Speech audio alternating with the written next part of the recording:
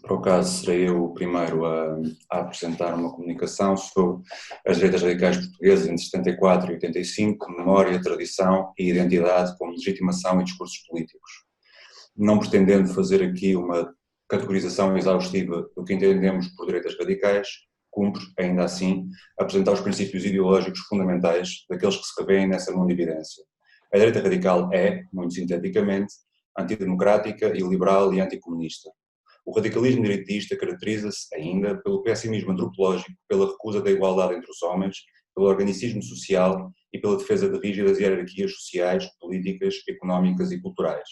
Por fim, a direita radical tem como pedras basilares do seu pensamento político a tradição, a ordem e o nacionalismo. Será, sobretudo, à reflexão acerca destes três últimos aspectos que nos dedicaremos nesta comunicação. No caso português, a evocação de um glorioso passado imperial traído e de uma missão histórica do povo português da qual se teria abdicado, associados ao desenvolvimento de um pensamento sebastiânico e saudosista, alimentarão em muitos a crença de se estarem aproximando, construindo e dando cumprimento ao destino histórico de Portugal. Alguns retomarão a ideia do Quinto Império e estabelecerão planos para devolver ao país aquilo que entendiam ser a sua grandiosidade no mundo. Para as direitas, esse destino terá sido interrompido pela Revolução de Abril e pela descolonização, apresentadas sob diversos matizes de radicalismo como crime de traição nacional. De facto, a tradição e a identidade nacionais, na formulação que as direitas delas vão fazendo, são elementos fundamentais na construção das suas projeções ideológicas e culturais sobre o país, os portugueses e o seu passado, presente e futuro. Veja-se, por exemplo, o caso de António Quadros, que fazia remontar as origens do povo português à Atlântida perdida para, desde esse primitivo momento, demonstrar a inegável existência de um destino histórico para Portugal, assente nas características singulares e diferenciadoras do seu povo milenar. Nas direitas radicais, as concepções anti-igualitárias, antirracionais e a violência incluem a existência de mitos, heróis e batalhas galvanizadores da consciência e do sentimento de pertença nacionais e do desenvolvimento de um forte aparato simbólico. Como defende Franco Ferraresi, a maior parte das ideologias contém normalmente um conjunto de mitos que providenciam identificações afetivas, emocionais e existenciais que mobilizam os aderentes para a ação. A necessidade de mitos é sentida ainda mais fortemente pela mundividência conservadora e reacionária. Neste sentido, e ainda de acordo com o mesmo autor, é de crucial importância o mito legionário. O mito de uma legião de corajosos que lutou por uma causa perdida em nome da honra e da lealdade a valores ideais e que agora recusa a aceitar o veredito da história, tentando, pelo contrário, prosseguir o combate mesmo depois deste ter sido materialmente perdido. Veremos uma argumentação muito semelhante ser defendida pelos direitistas portugueses relativamente ao seu papel na luta contra a independência das ex-colónias portuguesas. A valoração da honra do combatente surge ainda associada a um ethos guerreiro que se baseia na camaradagem e na percepção de um destino comum que une até à morte. Deste modo, não apenas o Estado, como também os agentes culturais forjaram um mito nacional inventado para o sustentar, elaboradas tradições, heróis e símbolos nacionais. Nas palavras de Eric Hobsbawm, por tradição inventada, entende-se um conjunto de práticas normalmente reguladas por regras tácitas ou abertamente aceites. Tais práticas de natureza ritual ou simbólica visam inculcar certos valores e normas de comportamento através da repetição, o que implica uma continuidade em relação ao passado. Defende o historiador inglês que as tradições inventadas, criando uma continuidade histórica inexistente, são reações a situações novas que ou assumem a forma de referência a situações anteriores ou estabelecem o seu próprio passado através da repetição quase obrigatória. Nesse sentido, argumenta, a tradição deve ser sempre distinguida do costume. Se a primeira se afirma pela intemporalidade e pela imutabilidade, o segundo tanto pode servir de dínamo a uma dada sociedade como cair em decadência ou desuso. Inventados ou não, os mitos fundacionais ou de origem são centrais a qualquer doutrina nacionalista.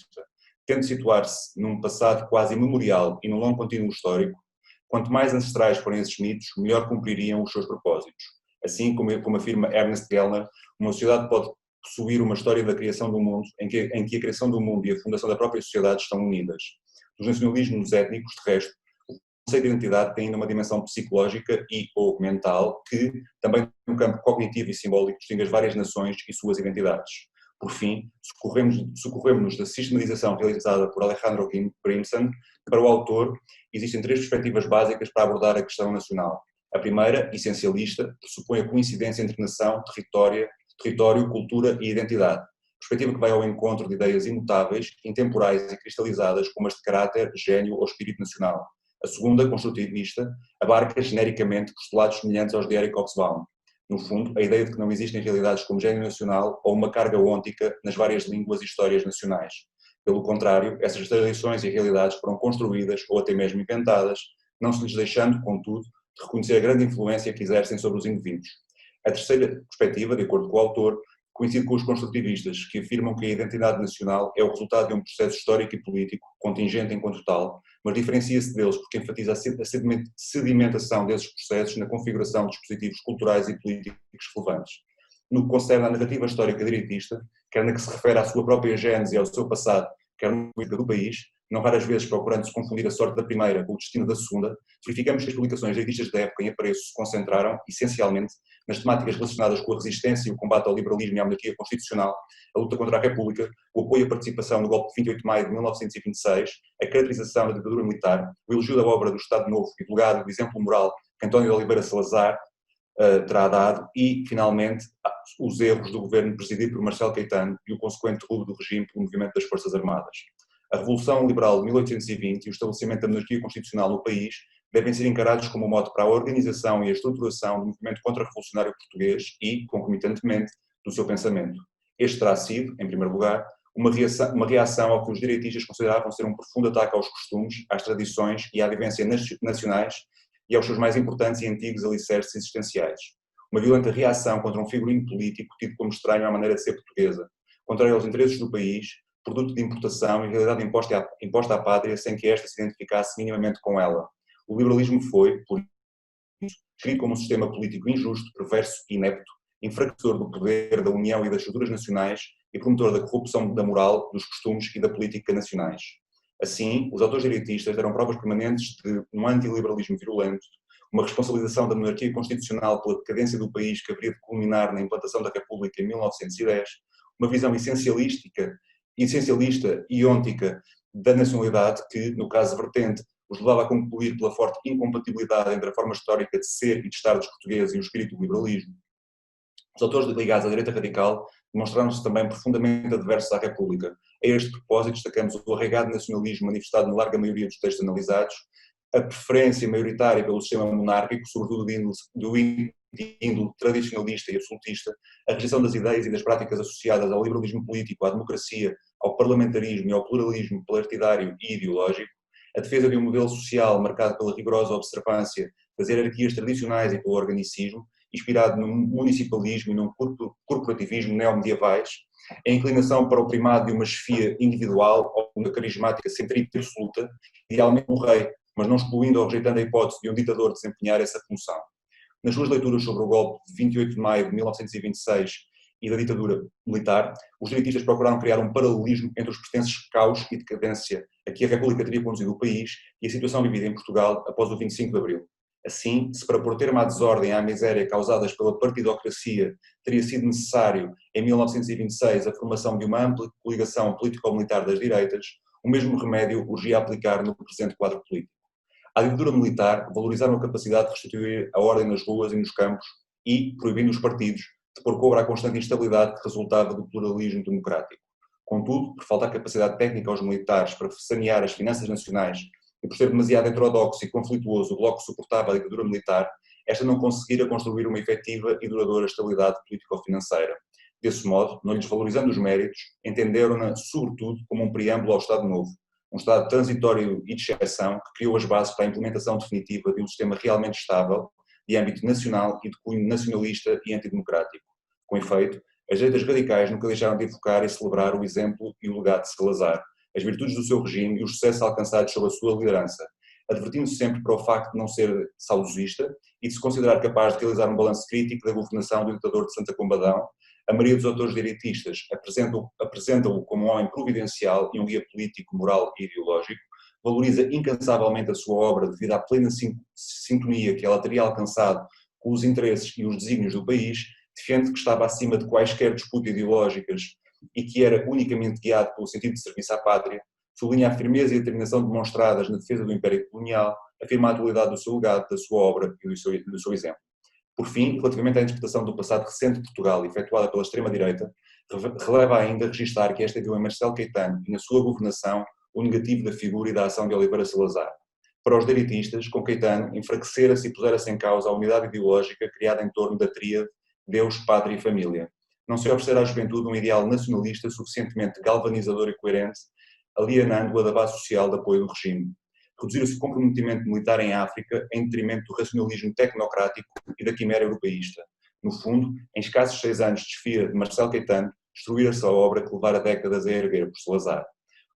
Finalmente, e em concordância com a centralidade que o tema assumiu no discurso da extrema-direita, dedicar-nos-emos agora à discussão e sistematização das principais ideias-força e causas do nacionalismo português entre 74 e 85. Como qualquer outra doutrina de cunho nacionalista, a portuguesa assenta numa percepção particularista da forma de ser e de estar, da missão e do destino do país. Esta noção soma-se, em virtude da reduzida dimensão geográfica e populacional da antiga metrópole imperial e de um passado ligado à exploração colonial de diversos territórios espalhados pelo globo, a convicção de que a pátria portuguesa se realiza exclusivamente no cumprimento da sua pretensa vocação marítima, pluricontinental e evangélica. Deste modo, para as direitas radicais, a nação e ou o nacionalismo são um espaço de comunhão e de confluência do passado, do presente e do futuro. O mais alto dever, interesse e compromisso que se impõe aos indivíduos. Valores sagrados, intemporais e imutáveis a incutir, valorizar e reavivar permanentemente junto dos portugueses. Um sentimento sublimado nas elites e nos homens providenciais de cada época. Uma realidade hierarquicamente superior às disputas partidárias e aos conflitos ideológicos e que exerce um papel dirimente em relação a estas, sobrepondo-se-lhes e constrangendo-as ao que não seja central ou decisivo para o interesse nacional. Assente numa visão essencialista da ontologia e da teleologia nacionais, a direita advogava que existe um ideal perene proposto por Deus aos portugueses e ao qual urge dar cumprimento. A missão e o desígnio nacionais passam pela pluricontinentalidade da nação e pela pertença à obra de civilização e de comunismo que os portugueses viriam realizando há 500 anos. Que a pátria tem uma inata vocação e adoração pelo mar, tendo-se sempre sentido mais tentada pela aventura, pelo desconhecido e pelo perigo que os oceanos encerravam, do que pelas querelas políticas do continente europeu. Que o povo português, pela sua natural e particular tolerância, for eleito para a missão evangelizadora e de proselitismo católico no mundo, cabendo-lhe o papel de agente de Cristo e denunciador do verbo. Que ao homem português são estranhos quaisquer sentimentos de diferenciação ou de superioridade rássica, de vontade de conquista ou de domínio político e económico, de feição colonial ou imperial e de ganância. Que aos portugueses assiste o exclusivo dom da interação com o outro, o não europeu, da miscigenação populacional e do sincretismo cultural, uma propensão tão profunda para a alteridade que, quase instantaneamente, passam a ser como esse outro, a verem-se como um igual, a apegarem-se às suas terras e às suas culturas como se estas sempre tivessem sido as suas e a devotarem-se, somente por amor do outro, à elevação civilizacional e ao desenvolvimento económico e infraestrutural desses territórios e dessas populações. Tal como qualquer outro nacionalismo, também o direitismo português procurou reproduzir e enriquecer a narrativa que atribui méritos e características excepcionais e únicas à pátria e tentou justificar o colonialismo português, sobretudo no seu último estádio, à luz de um espírito eminentemente humanista que teria guiado sempre os portugueses na relação com o seu império colonial.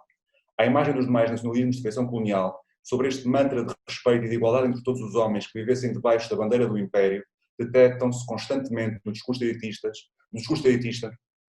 sinais de evidente racismo e xenofobia, sobretudo em relação aos povos africanos. Por conseguinte, resulta evidente que a descolonização e a perda do império, enquanto entidade física e conceito imaterial, representaram um profundo e inultrapassável trauma para a extrema-direita portuguesa. Por conseguinte, os direitistas não desistiram de conceber planos e estratégias de retorno à África e de recuperação mais ambiciosa, nos casos do que noutros, da influência e do poder sobre as ex-colónias, concentrando sobretudo em Angola e em Moçambique as suas ambições neocoloniais. Nesse sentido, as direitas radicais postularam a necessidade de Portugal continuar a dar cumprimento na política e na diplomacia internacionais à sua perene inclinação atlantista, procurando, de alguma forma e a todo o transe, voltar à senda da realização da missão ecuménica e da feição pluricontinental que sempre o haviam caracterizado, não se deixando, por consequência, arrebatar pelas promessas de prosperidade e de rápido desenvolvimento que lhe chegavam da Europa, nomeadamente da Comunidade Económica Europeia. Assim, concluímos que um passado nacional mitificado e glorificado serve, simultaneamente, de legitimação e de inspiração para aqueles que operam essa efabulação narrativa e que pretendem reeditá-la. O nacionalismo português, apesar de ser sempre apresentado sob um manto de humanismo, comunismo, alteridade e civilidade, não deixa de, para além das aparências discursivas, ser intrinsecamente marcado pelo racismo, pela xenofobia e pelo imperialismo que marcam os nacionalismos de todas as outras potências coloniais. Assente numas pretensas originalidade e singularidade do povo português, ontológica e teleologicamente destinada à existência pluricontinental e ao proselitismo religioso e civilizacional, essas mesmas técnicas de mistificação do gênio e do destino nacionais foram também centrais em todos os outros discursos nacionalistas, colonialistas e imperialistas. Apesar de servir de legitimação e de modelo, e também de mito moralizante, não existe qualquer originalidade no discurso nacionalista português, nem no modo como ele foi mobilizado pelas direitas radicais portuguesas.